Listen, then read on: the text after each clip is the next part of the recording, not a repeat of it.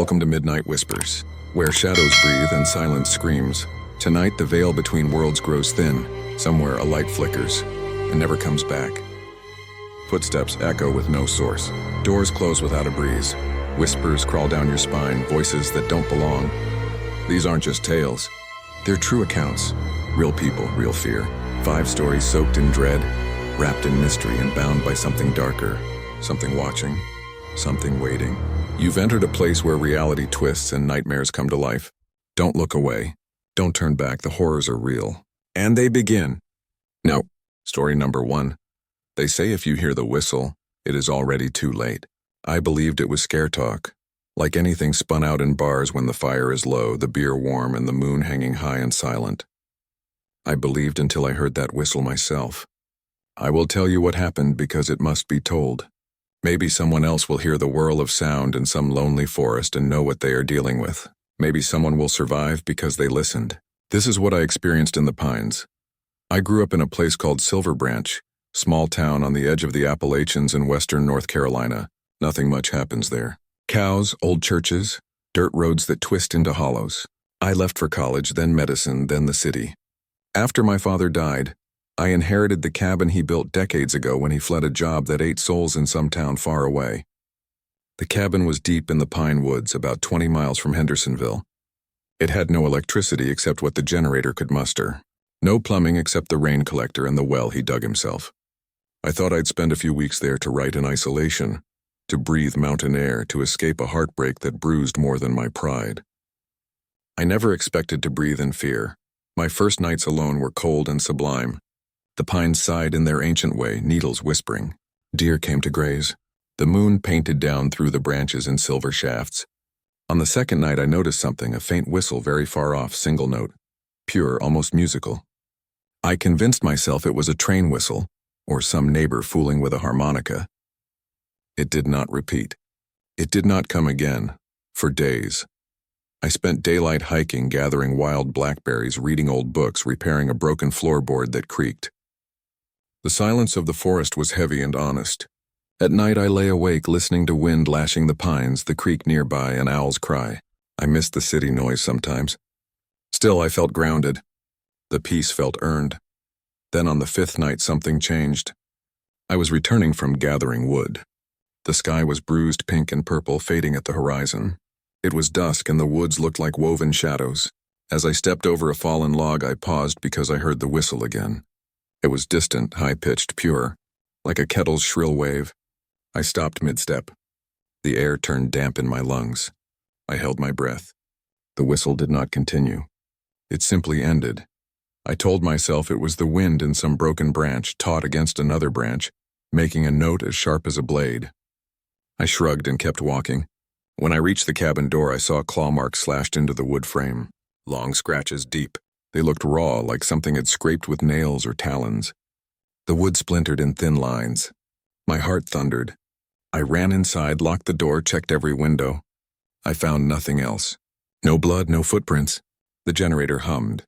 I lay awake that night, listening. When I woke, the claw marks were closer. Now I saw fresh gouges in the kitchen window frame. In mud outside, a print. Something like a huge paw or a shoe missing heel, impossible to identify. I knelt and pressed fingers to the filthy ground. It sank into soil soaked with recent rain. I tasted bile. Something had been there while I slept. I should have left then, but I did not leave. I wanted proof. I wanted to understand. On the 7th day, I packed a small recorder, camera, extra water, flashlight, and I hiked deeper into the pines. I followed faint trails I had ignored before. Moss glowed underfoot. Trees leaned like old men whispering secrets. I heard the whistle again as I turned a ridge. The timbre was clearer.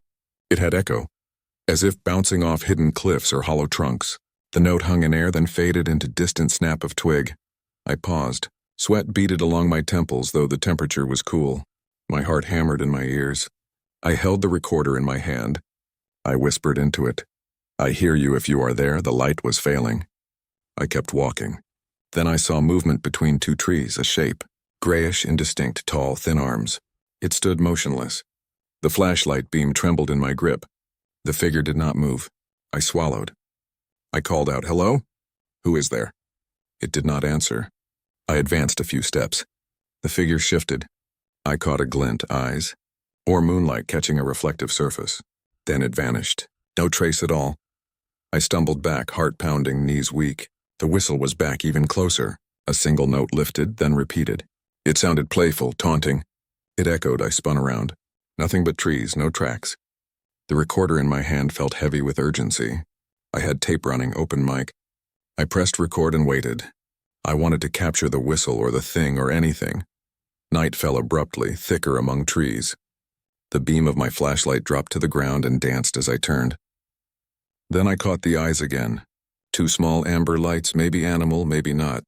They floated at the rim of a thicket. I raised the flashlight. The lights grew larger, closer. A silhouette twisted, a lean silhouette. Claw's fingers? I could not tell. The sound of breathing, wet and rasping. Then the whistle, loud and terrible, like a scream held in musical tone. I fled. Branches whipped my face, roots grabbed my boots. I fell. I heard claws scrape a tree trunk behind me. Then heavier footsteps. I scrambled to my feet and ran without knowing where. The recorder swung in my hand, capturing ragged breaths. I burst through saplings and brambles into a clearing. The moon overhead. I collapsed onto damp grass. I dared to look back. Something stood at the edge of the woods. No shape, blacker than shadow. It did not move. The whistle cut the night. Then it vanished, swallowed by forest.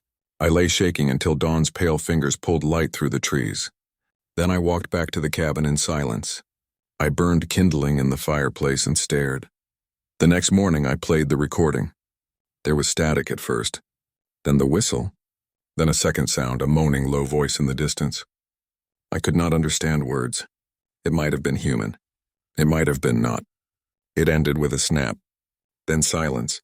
I pressed rewind and listened again. My skin crawled.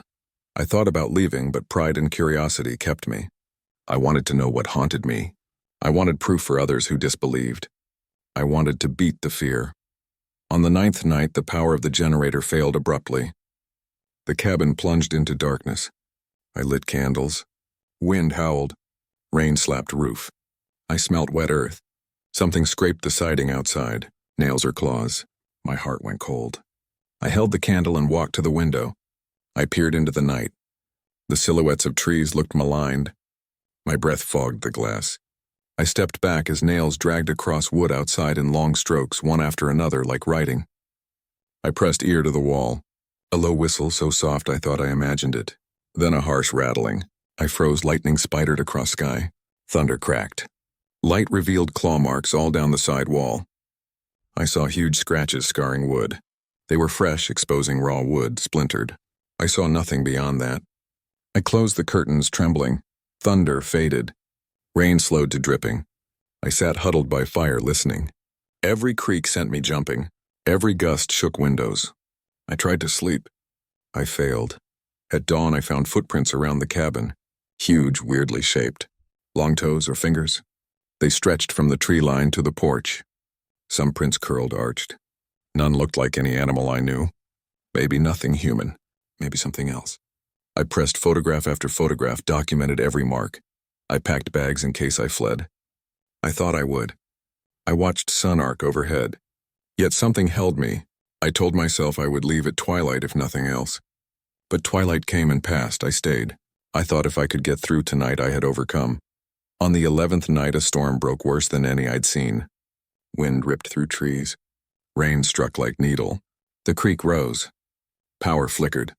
The whistle came early. Distant at first, then closer. I heard through walls, through floorboards, through soil. It rose in pitch. I darted between rooms. Candle flame flickered. The whistle pulsed like breathing. I felt presence in front door, then back door. Something pounding. Something pushing. I grabbed sidearm I carried for bear protection, loaded, crouched in doorway. Rain pounded. I listened. Footsteps around the cabin. Something clawed at the door. Whistles overlapping. A chorus. I fired a shot into the black at the door. The wood cracked. The sound halted. For a moment, silence. Then a body silhouette flickered in candlelight just outside window. Long limbs. The eyes glowed white and large. It stared. The candle flame shuddered. Then it pressed face to glass.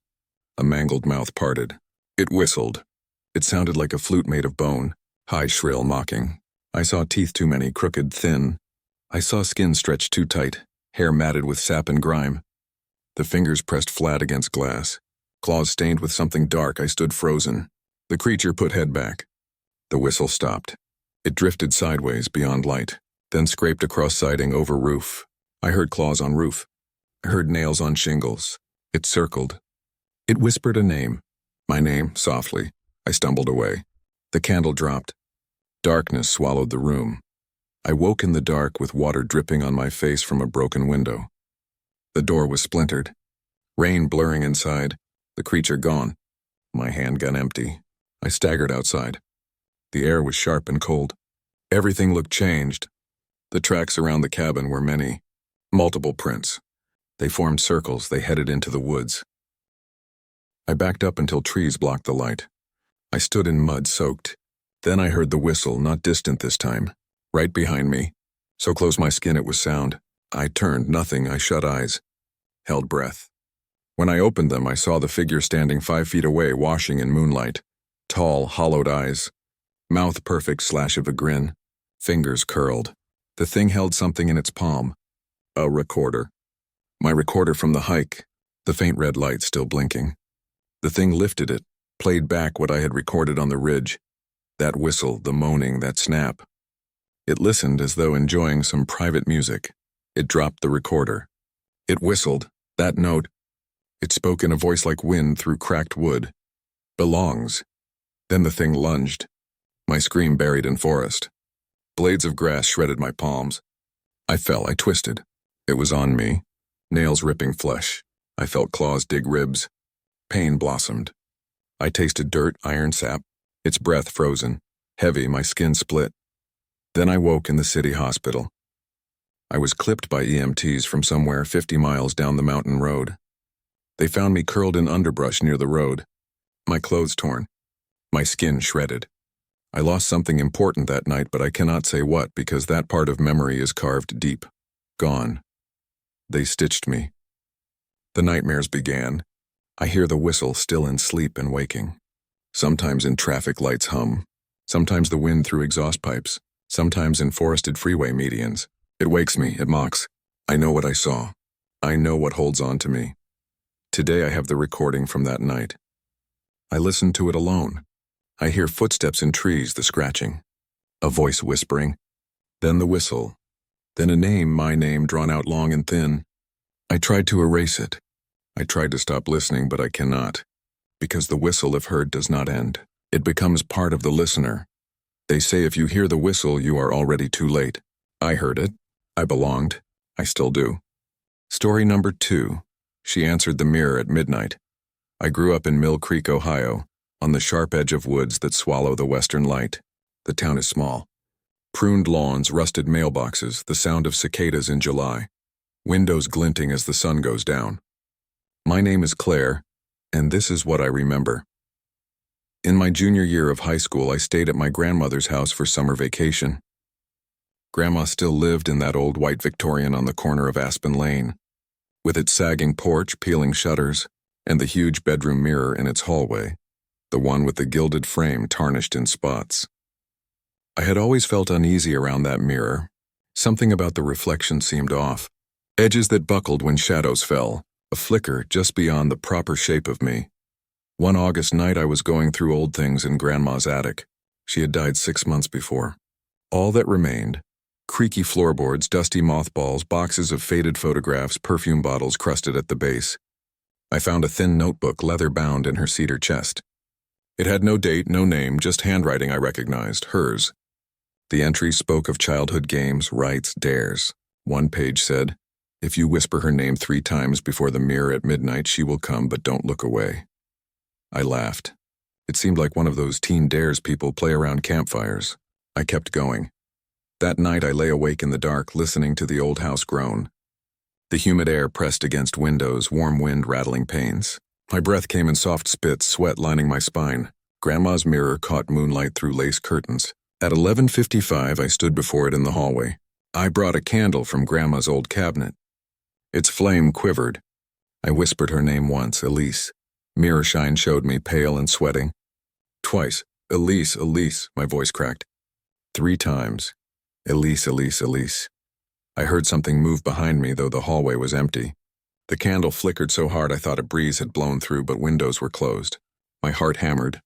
I forced myself to look again at the mirror. And I saw something I cannot dislodge from memory. At first, it was only me. Then the reflection hesitated. My hair parted weird, an extra strand or a shape beyond where my shoulder should have been.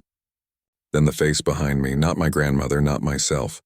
Pale skin stretched too tight, lips that were a little wider than human, eyes that held me.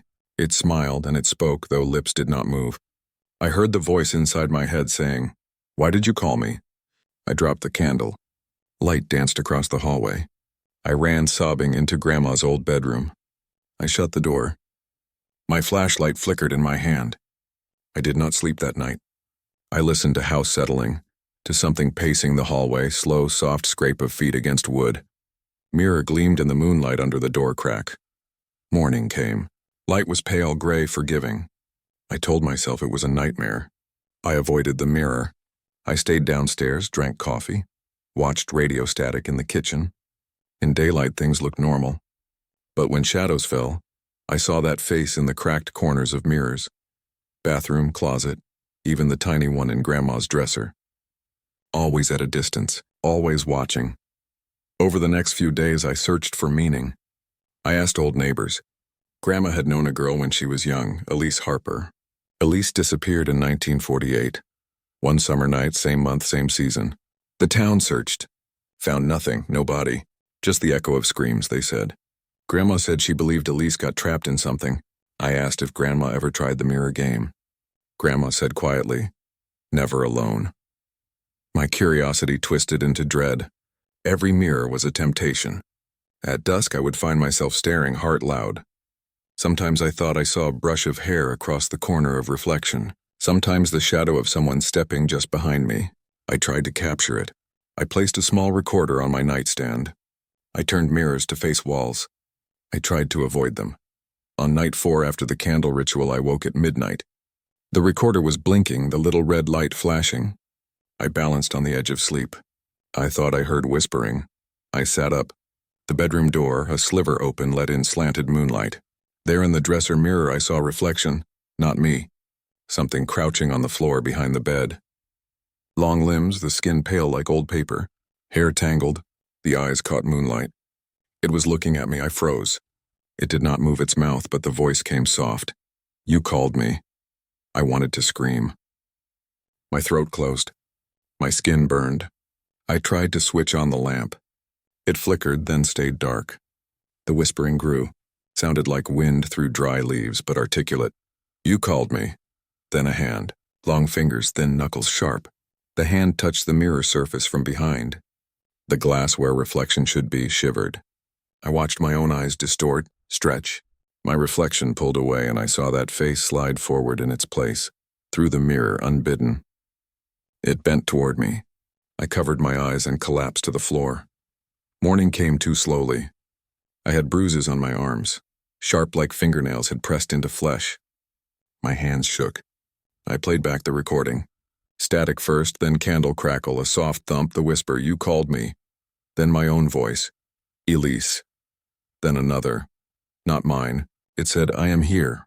I tried logic. Sleep deprivation, stress, grief. Grandma's death still raw. Maybe I hallucinated. Still evidence piled. I wanted to leave that house. But something held me. An obligation to Grandma, to this voice. I needed closure. On the 7th night I prepared. Pulled all mirrors in the house so they faced corners. Covered dresser mirror with old sheet. I refused to look in windows facing mirrors behind me. I planned to sleep with doors locked. I kept the recorder by my bed. At midnight I woke to the sense of being watched. Hallway door was open just a crack. The moonlight lay on the floor. I heard soft rasping steps in the hallway. The candle I had lit sat in the hallway, its flame small, alive, casting long shadows. I stood, bare feet cold, heart loud. I told myself no more games. I stepped forward, reaching for candle to carry into the hallway. The mirror at the end of hallway glinted. The sheet covering it partly lifted by a draft or something. I approached. The flame trembled in my hand. I flicked the sheet aside. The mirror reflected the hallway. That hallway was dim. I saw myself at one end, candle in hand. Then behind me I saw Elise. Not a reflection, something behind me in the glass. She wore a dress frayed at hems, stained dark. Her hair long, the parts grimy. Her eyes void, shimmering wet. She raised a finger to lips. I heard the whisper, "You called me." I turned around, expecting nothing. The hallway behind me was empty. I held my breath. I looked back into the mirror. She was closer. Her face filled the glass. Her mouth curved, without lips, teeth narrow and white, almost translucent. She pressed palm to the inside of mirror. I saw finger marks pressed into glass from the inside. I wanted to break the mirror, smash it. But I could not move. She spoke, but voice was not voice. It was many-layered. Child voice, wind voice, voice like echo in cave. "You belong."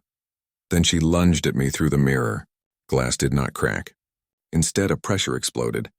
I felt something cold, slick. Something pulling me forward. I screamed. I tried to wrench away. The candle dropped. The flame went out. Darkness swallowed me. I woke in Grandma's lap, or what I thought was Grandma. But her face was wrong. Two pale eyes, black wells. She held me tight. Her voice distorted. "Why did you leave me alone?" I pushed. The face shrieked, and for a moment the world snapped.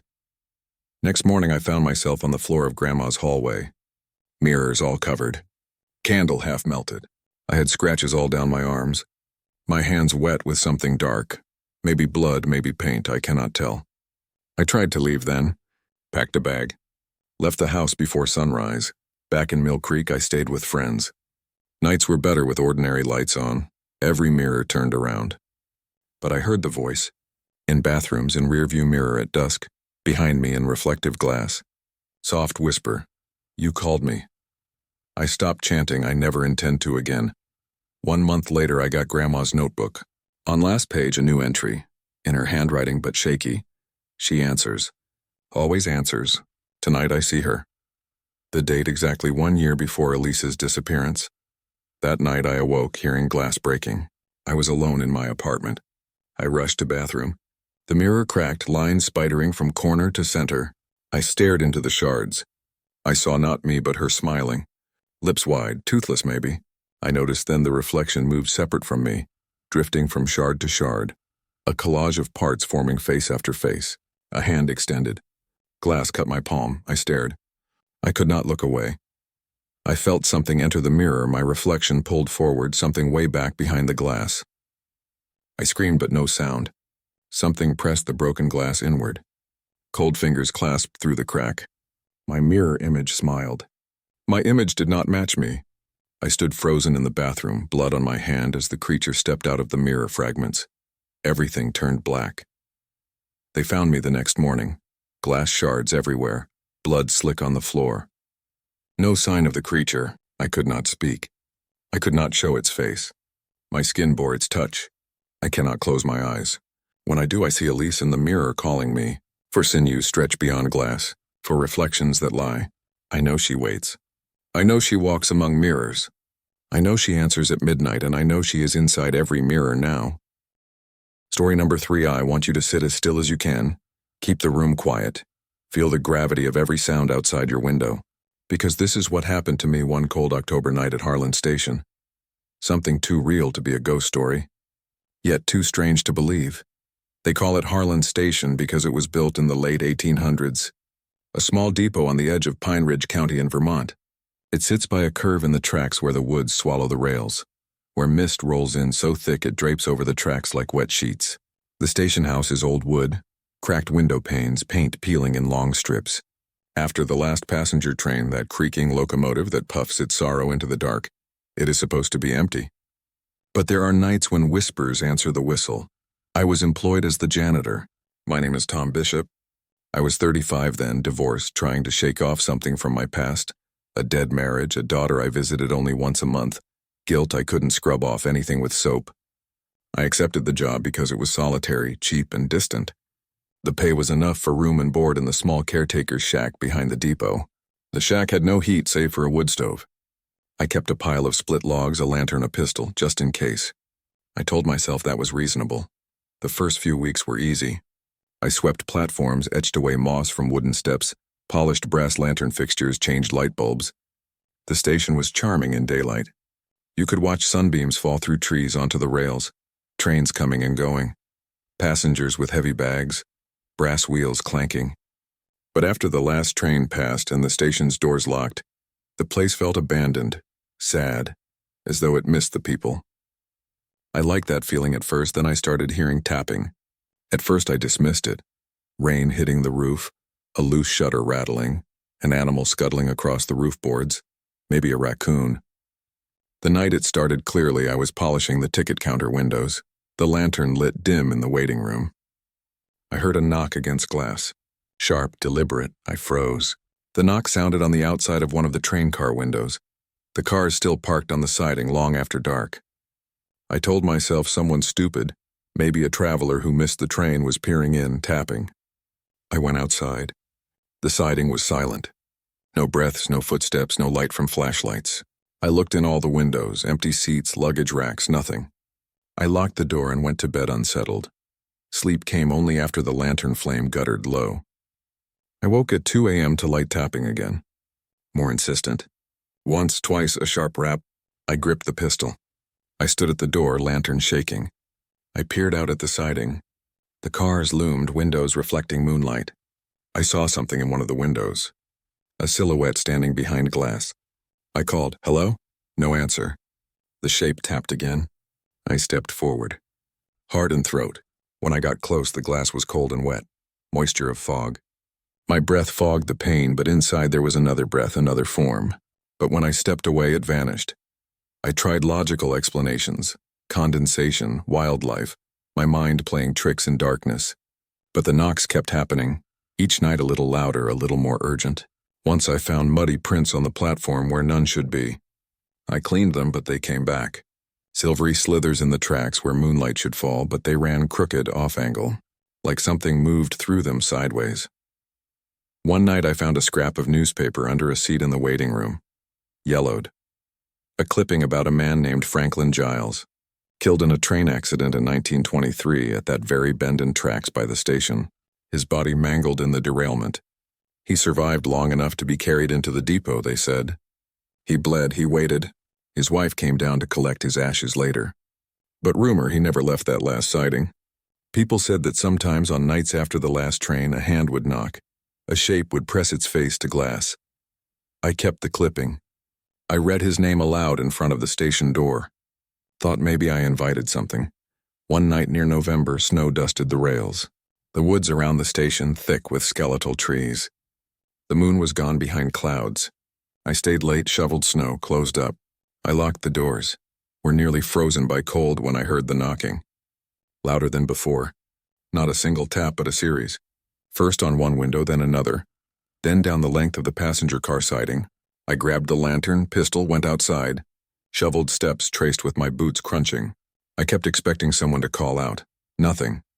At the farthest car window, a faint glow, reflection of lantern and something beyond. A hand pressed to glass.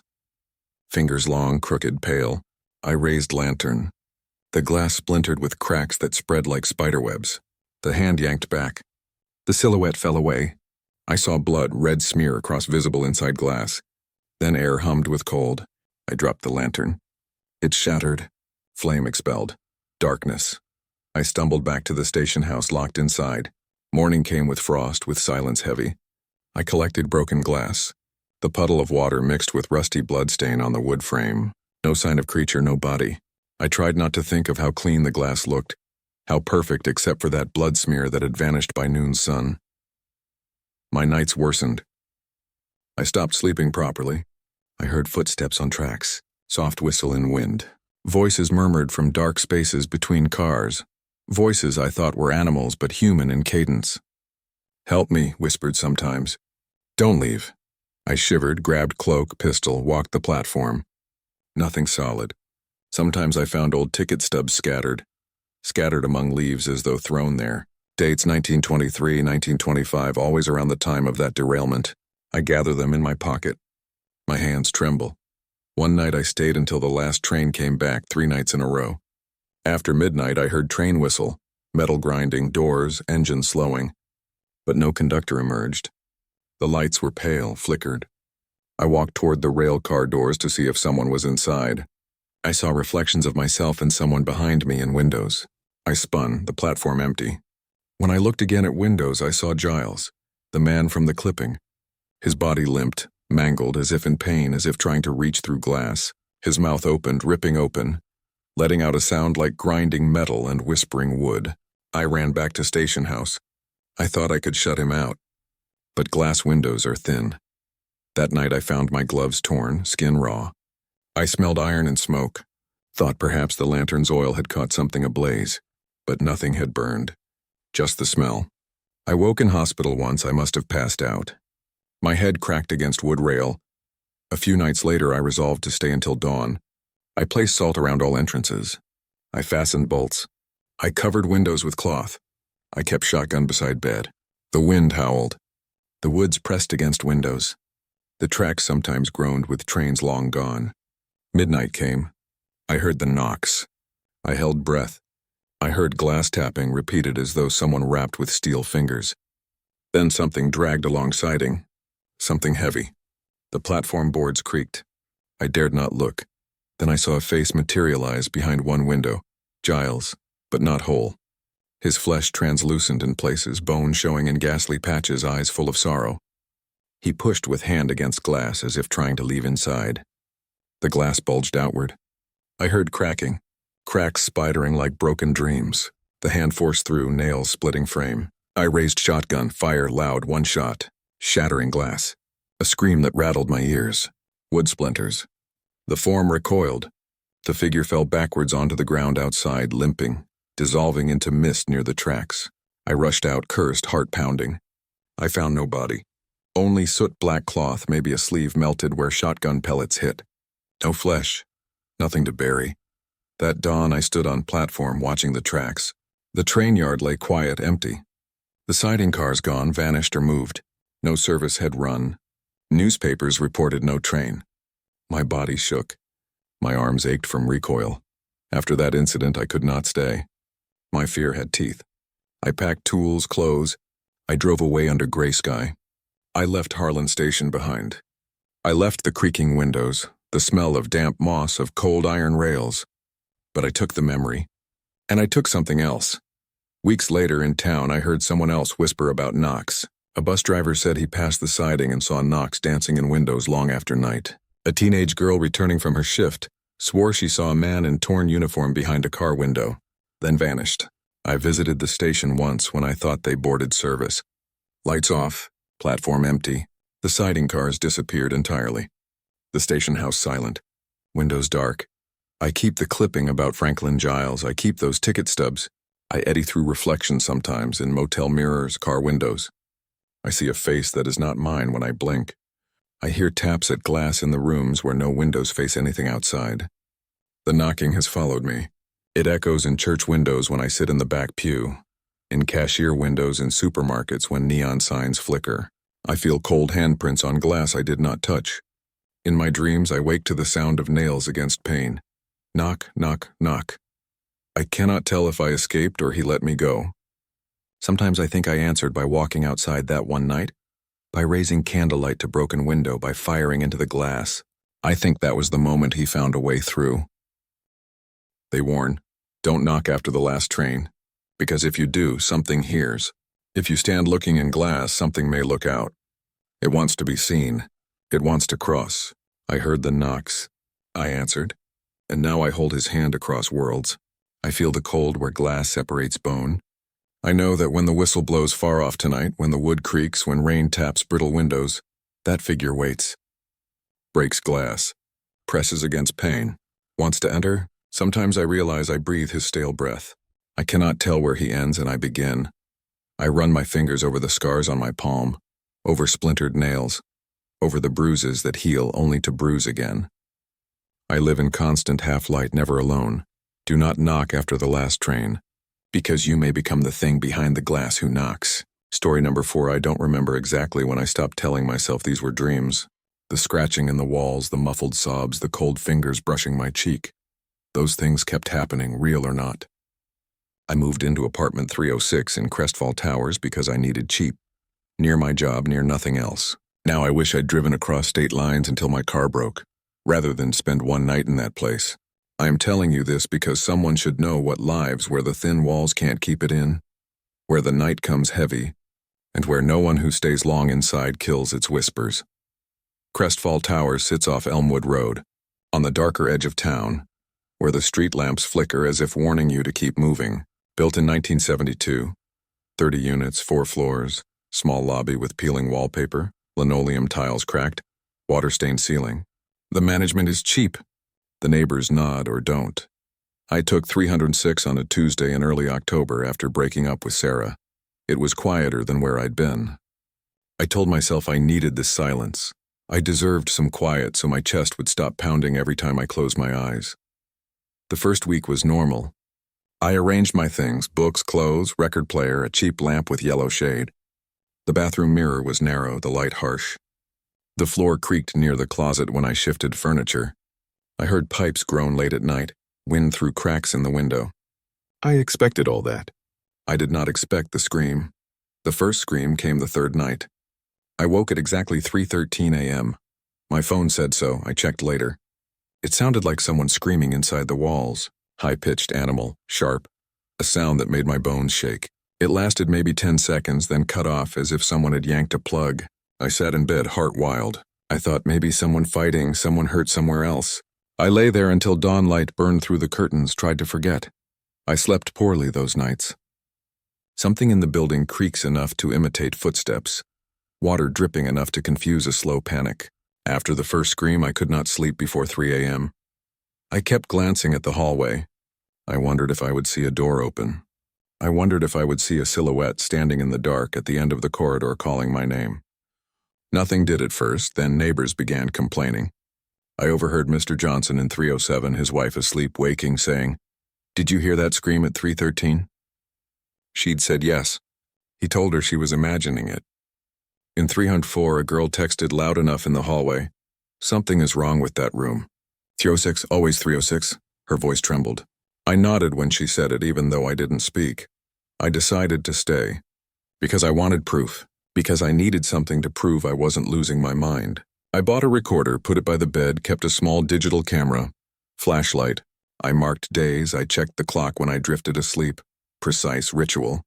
I told myself I was being scientific, not scared. On the 7th night, I heard it again. The scream came from inside the wall behind my headboard. It forced me up. I froze in bed. The clock read 3:13, my skin crawled. My ears ringed. The door to the apartment creaked open without wind. I saw nothing in the hall. I flicked the flashlight toward 306's door. It was closed. I held breath and stepped forward. I laid my hand on the doorknob. The door swung outward slightly, not locked. I didn't want to go inside, I wanted to run.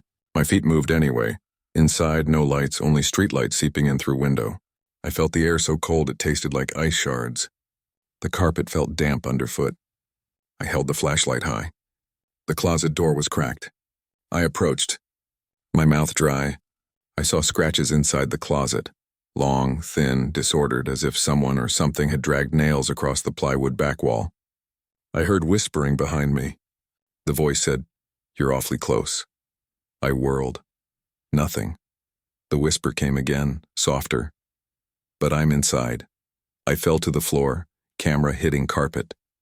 I saw movement across the ceiling, a dark smear that did not look like shadow. It slid against the mold along the corners toward the ceiling vent. I screamed. Maybe I yelled. I scrambled to the door.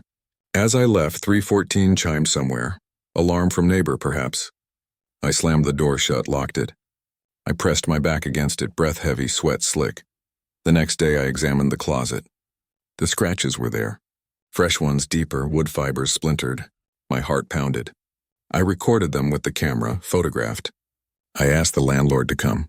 He looked at the damage, shrugged, said maybe it was wood settling, nails, mice. I told him about the scream, about the clock. He avoided my eyes. He left quickly. Nights worsened. I heard pacing just outside the walls. Doors and hallway creak like footsteps. At exactly 3:13 a.m., I awake each night now expecting it. Sometimes I feel someone sit at the edge of bed.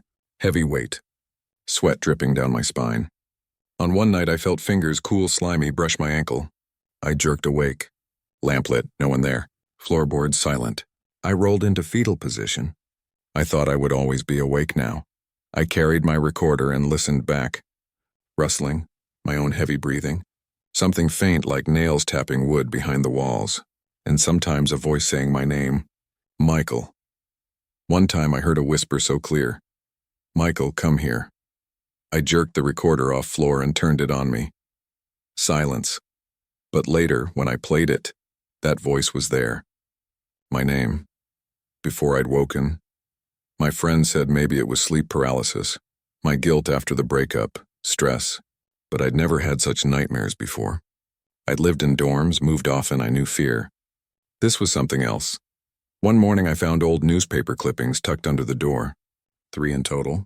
Yellowing edges, brittle, typed small. Each about apartment 306.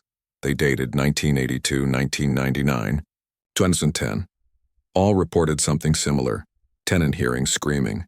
Waking neighbors, feeling of being watched. One tenant moved out within days. Another was admitted to hospital for nervous breakdown. One vanished. No name of the tenant given.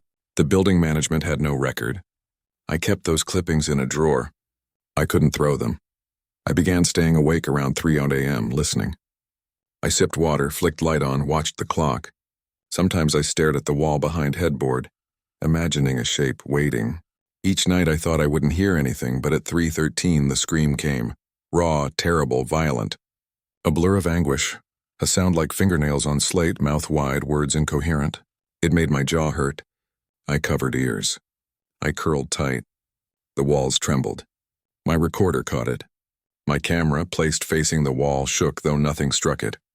One night, around 3:13, I lay in darkness and felt presence in the closet. I told myself it's just my mind. I stared at closet door. It creaked. I saw the knob turn slightly. The door opened a crack. A dark shape slipped out, dragging something behind it. I shone flashlight. I saw nothing solid except darkness. My breath caught. I whispered, "Who are you?" No voice. Just air that smelled like decay. I stumbled forward. The shape darted back inside. Closet door slammed shut. The smell lingered, like wet ash mixed with old wood rot. I began to dread 3:13. My nights became countdowns. Anxiety and daylight seeped in. Shadows in corners felt like watching eyes. My friends noticed. I jittered, lost weight, jumped at sudden knocks. I asked the landlord again to let me break walls, inspect wiring. He refused, said building old, nothing unusual. He said cost too much. He said tenants left because they couldn't handle the normal noises, because they imagined things. His voice was tired, polite, but I saw something in his eyes. He was hoping I would move out. One night I resolved to record every minute from 2:50 to 4 and stay awake. I shut windows, taped cracks, turned off air conditioner, lit a lamp, placed recorder by bed, a camera facing closet. I sat upright in bed, heart pinned. At 3:10 I heard first whispers, distant. 3:12, floor creaks, corridor doors open and close. My stomach knotted. 3:13, the scream. I stood, camera aloft. I turned toward closet. The closet door was open. Inside something crouched, shape hunched, limbs too long, joints bent wrong. The figure turned its head to me and its eyes glowed faintly green. Mouth open wide in a grin that did not reach its eyes. It said my name, Michael. The voice was too close. It echoed in the room. It sounded like 19 people all talking at once or someone calling through a canyon. I froze, my tongue thick. I could not move. It stood, stretched upward, towering full height of closet, limbs slipping into shadows. The smell was wet, rat cheese and rot. The skin looked translucent, veins blue. Then it stepped forward out of the closet. Its hand, skeletal and thin, reached toward me. I raised camera, it lunged. I dropped the camera. I felt fingers clamp around my wrist. Teeth rasped along throat. I screamed angrily, painfully. Hit blindly. Something hit me across shoulder, cracked bone. I collapsed, vision red flickering. I don't remember everything. I woke morning, bruised, claw marks along arm, blood crusted on shirt. The closet door closed. The camera lens cracked. The recorder still on bed, screen blackened. I packed a bag slowly. I tried to leave that night. I stuffed clothes, paperwork. My car keys trembled in my hand. I hesitated at the door. The hallway silent, thick air. I stepped outside apartment 306. I closed door behind me. I turned toward stairs. At 3:13, I heard a knock, then another. I stopped. My name whispered down the hall. Michael. I froze mid-stair, my hand on rail. I considered running back into apartment, locking it. But I didn't. I kept going down. Then a shape emerged at end of hallway. Not quite solid, flickering as though made from shadow and memory. Its eyes fixed on me, its grin. It raised skeletal hand, knocked once on wall. I heard it again. Michael. It stepped back. Disappeared. I descended stairs, 2 steps at a time. I escaped Crestfall that night. Moved into a motel. That was 3 days ago, but I know it followed me. I heard it last night on the motel room door. A knock, soft, thick. I called hotel desk. They said no one was there. I heard steps in hallway outside room. I heard my name whispered under breath. Michael. I lay in bed, atlas heavy. I closed my eyes. I felt fingers brush cheek. Today I called every friend. I told them don't move into 306. They laughed, said place full, rental market brutal. But no one should ever choose that room. I visited Crestfall and peeked through mailbox slot. Apartment empty. Lights off. Nobody inside. Closet door open. My name scratched into closet wall in tiny letters. Michael, I called you. I keep the scratches. I keep the bruises. I keep the tapes. I listen for knocks at 3:13 in every place I visit. The air carries them. The walls breathe. I no longer sleep deeply. I no longer wake without fear. Sometimes I see that face in mirrors and windows facing dark halls, grin wide, eyes hollow. A presence that refuses to be left alone. I tried rational explanations again. Sound echoing in pipes. Sleep disorder. Mental exhaustion. But when a voice calls you by name in an empty room, you no longer believe in exhaust fans or brain fault. You believe in what is real. Something lives in apartment 306. Something that wakes exactly at 3:13. Something that calls names. I answered once. It answered back. Now it hunts me in every place I rest. I can no longer dream. I can no longer pretend to be safe. Crestfall lies behind me, but apartment 306 never will.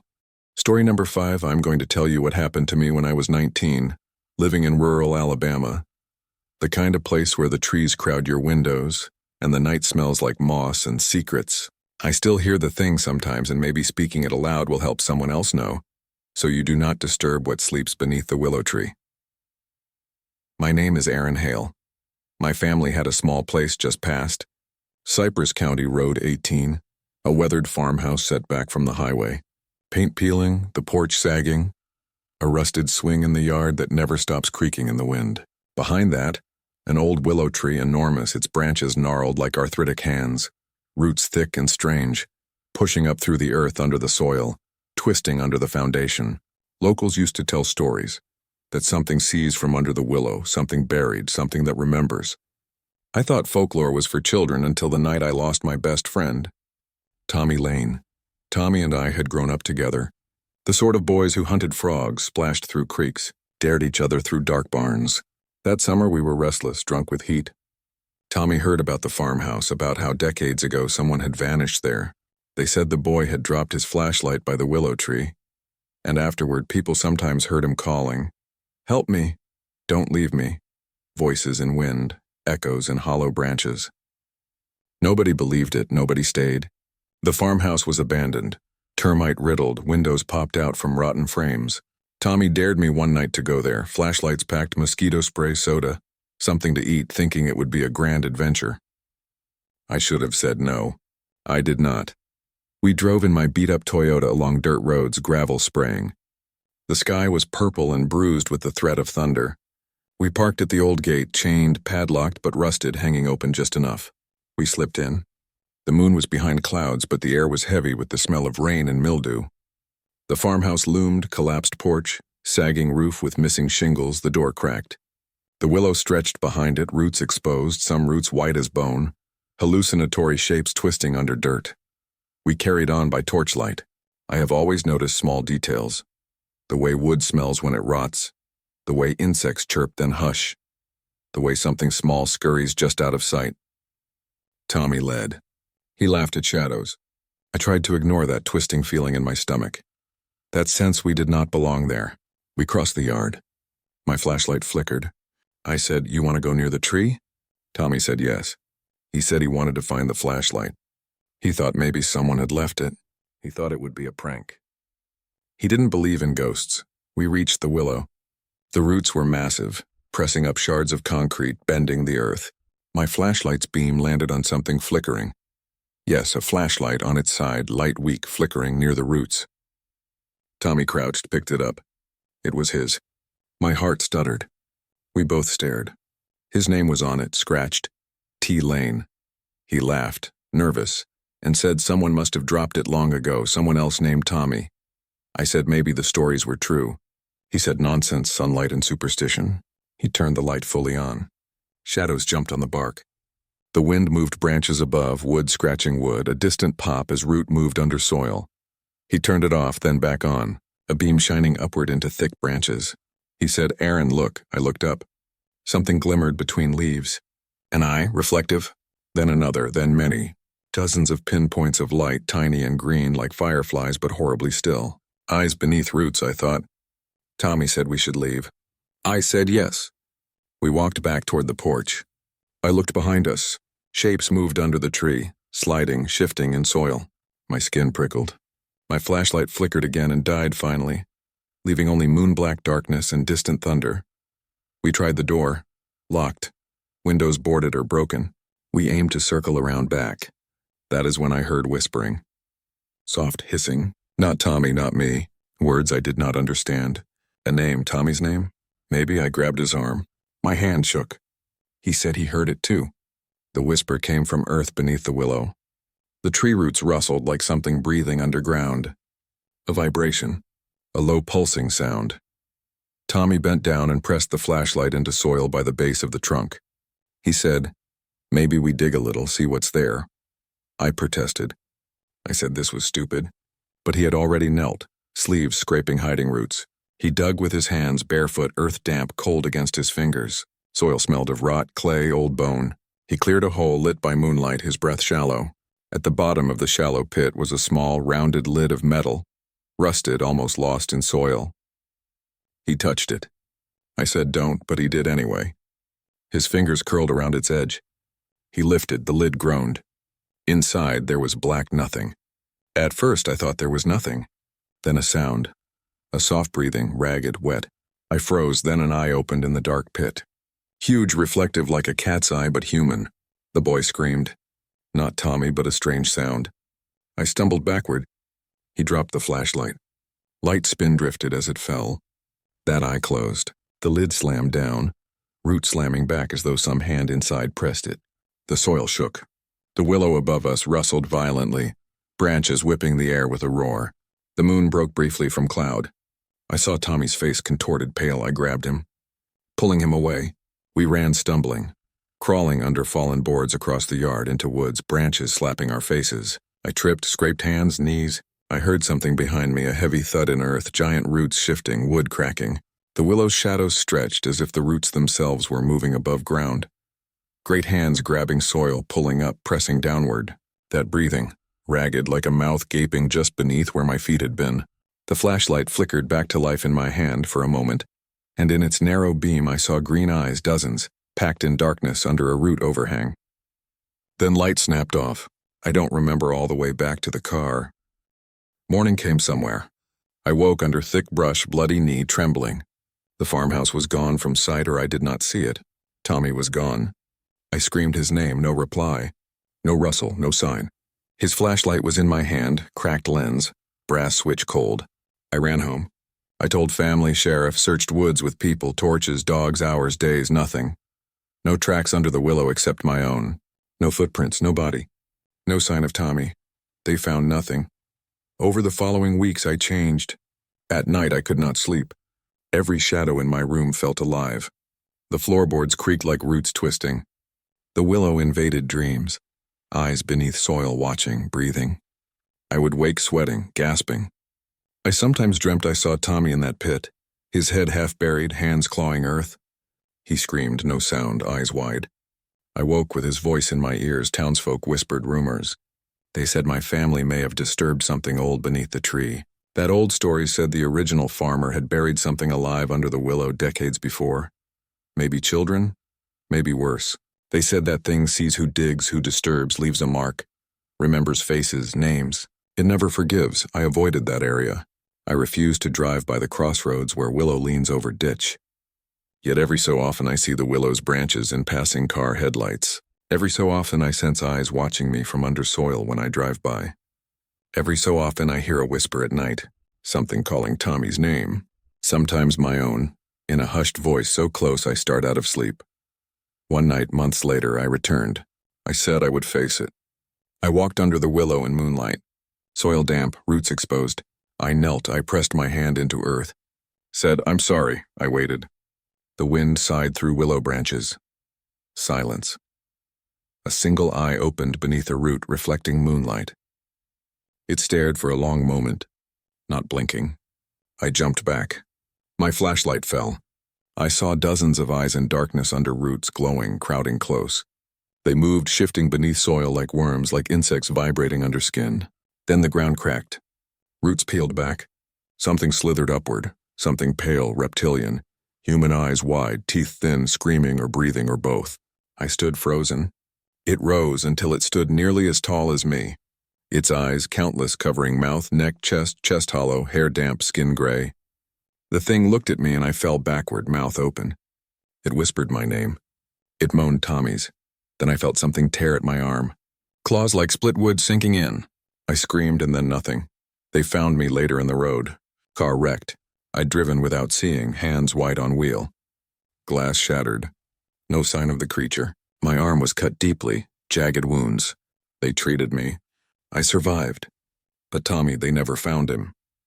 His name still echoes in my mind. I sometimes see that creature in dark windows, in water reflections, in soil when I dig in the garden. I see its eyes beneath the earth. It remembers my face. It calls me by name sometimes. If you disturb what sleeps beneath that willow tree, something sees. If you dig into old dirt, you may awaken things that never rest. Tommy is gone. I am changed. I know now some roots are better left unturned. Some flashlights better left unpicked from the soil. I know now that the eyes buried beneath the willow see everything. And they remember. I hear them still at night. My skin crawls. My arm sometimes tingles as though fingernails brush bone beneath skin.